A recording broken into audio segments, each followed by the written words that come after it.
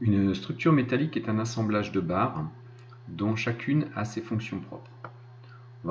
On va retrouver le portique constitué de poteaux et d'une traverse dans le cas présent, et dont la liaison entre ces deux éléments est assurée par un jarret, c'est-à-dire un élément de structure qui permet d'assurer la rigidité entre le poteau et la traverse. Il définit le sens transversal du bâtiment. Ce portique peut avoir plusieurs formes différentes, ici dans le cas d'un plancher intermédiaire au premier niveau.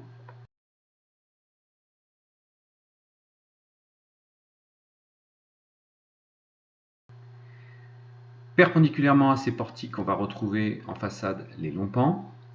Ici, le long pan est stabilisé par une pallée de stabilité, c'est-à-dire une croix de Saint-André entre deux portiques.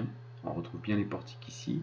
Et donc perpendiculaire à ces portiques, on a en façade un long pan, et on parle ici d'une pallée de stabilité qui assure la stabilité longitudinale du bâtiment.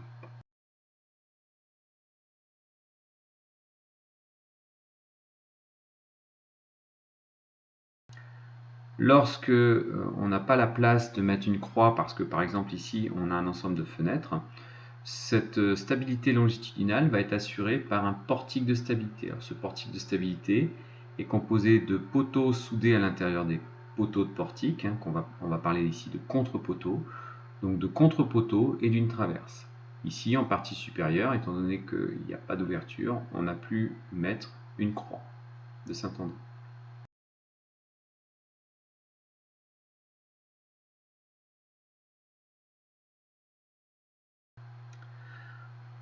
La toiture, elle, va être constituée de pannes et de croix, et l'ensemble de ces croix dans cette travée entre les fils 6 et 5, on va parler ici d'une poutre au vent qui est transversale puisqu'elle se retrouve dans le sens transversal du bâtiment. Une poutre au vent transversale.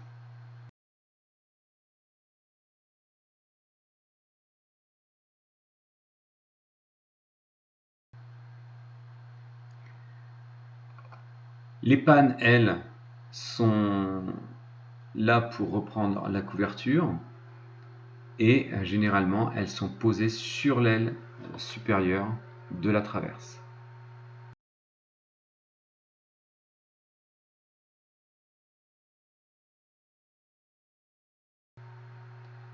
On peut également avoir dans un bâtiment un plancher intermédiaire, et lorsque ceci existe, le plancher lui va reposer sur des solives. Donc les pannes et les solives ont à peu près le même rôle, sauf qu'on parle de panne lorsque on est sur une couverture et de solives lorsqu'on est sur un plancher.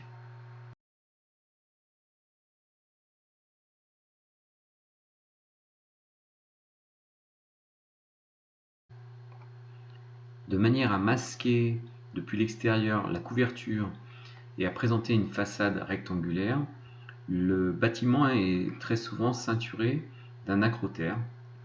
Cet acrotère est constitué de baïonnettes, c'est-à-dire d'éléments soudés au niveau dans le prolongement du poteau, et de lisses qui permettent de supporter les éléments de bardage dans cette partie-là.